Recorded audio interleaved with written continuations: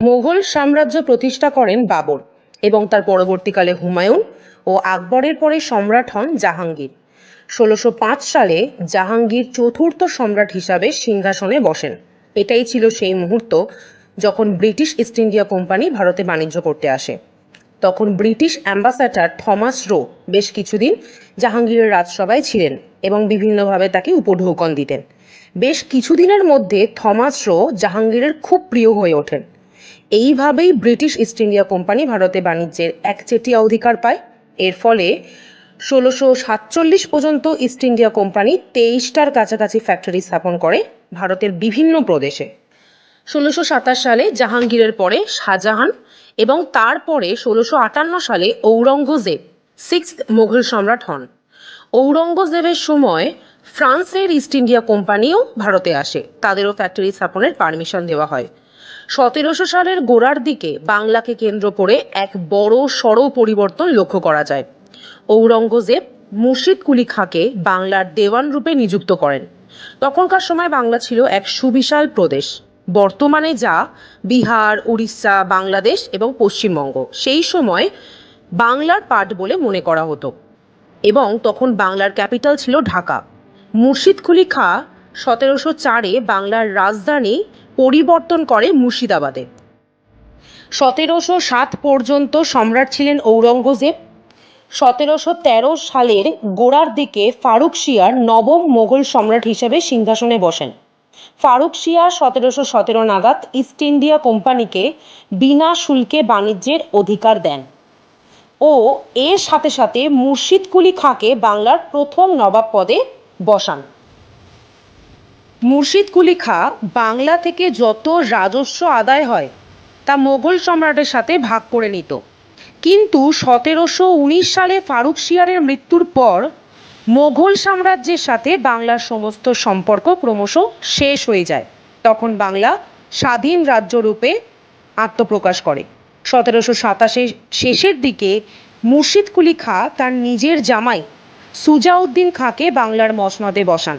অপরদিকে সুজাউদ্দিন খান খুব বিশ্বস্ত লোক ছিলেন আলীবর্দী খানের। সুজাউদ্দিন খান খুব শীঘ্রই আলীবর্দী খানকে আর্মি জেনারেল পদে নিয়োগ করে দেয়।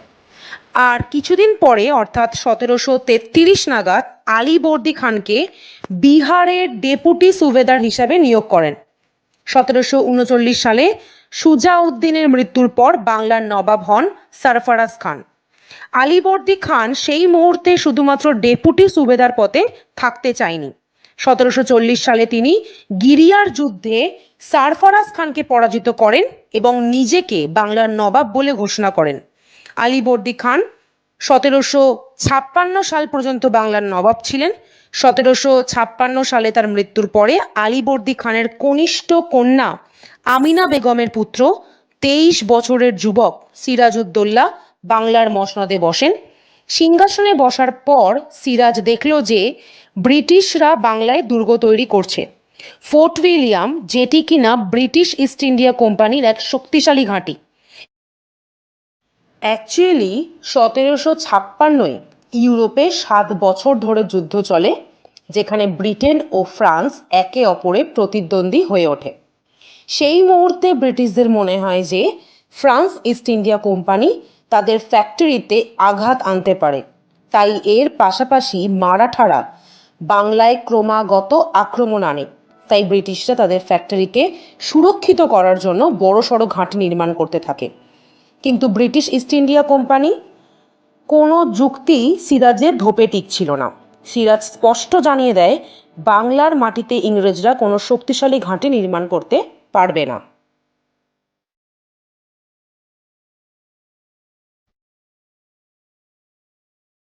এর পাশাপাশি ইংরেজ ও ফ্রান্সরা অনবরত নোট ছাপাতে শুরু করে, কিন্তু এর দরুন বাংলা কোনো রকম ট্যাক্স আদায় করতে পারছিল না। সিরাজ বলেন ১৭১৭ সালে ফারুক শিয়ার যে ফরমান জারি করে ট্যাক্স মুকুব করেছিলেন তা এখন চলবে না, কারণ তারা আর মোগলদের অধীনে নেই, বাংলায় এখন নবাবের শাসন চলছে। এখন থেকে ব্রিটিশদের ট্যাক্স দিতেই হবে। সিরাজউদ্দৌলা তড়িঘড়ি করে এই ব্যাপারে পদক্ষেপ নেন এবং ফ্রান্স ও ইস্ট ইন্ডিয়া কোম্পানি প্রতিনিধিদের ডেকে পাঠান।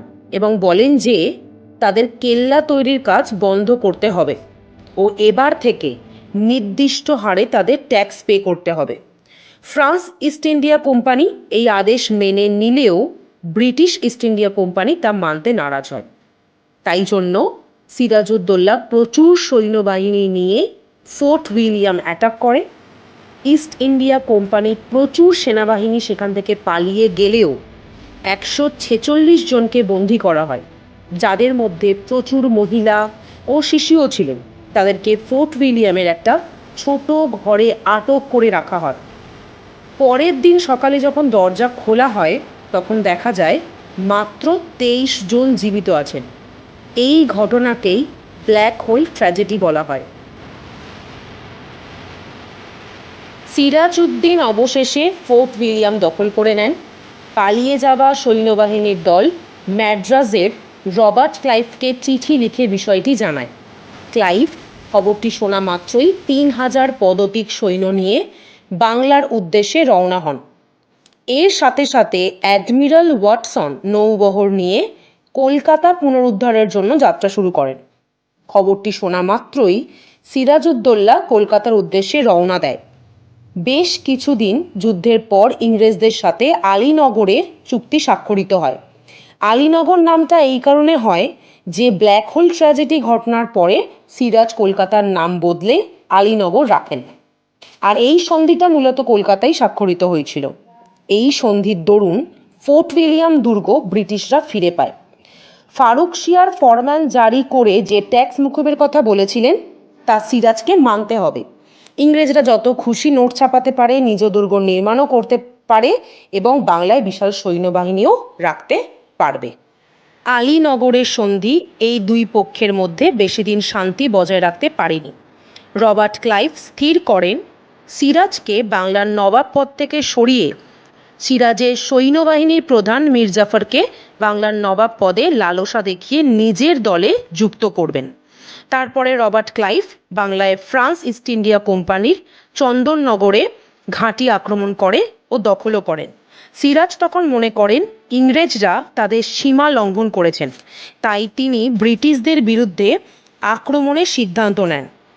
ভাগীরথী নদীর ধারে পলাশীর প্রান্তরে যুদ্ধ সংগঠিত হয়। পলাশী যুদ্ধের দরুন রবার্ট ক্লাইভ মীর জাফরের সাহায্যে সিরাজউদ্দৌলাকে হত্যা করেন এবং নবনির্মিত বাংলার নবাব হন মীর জাফর।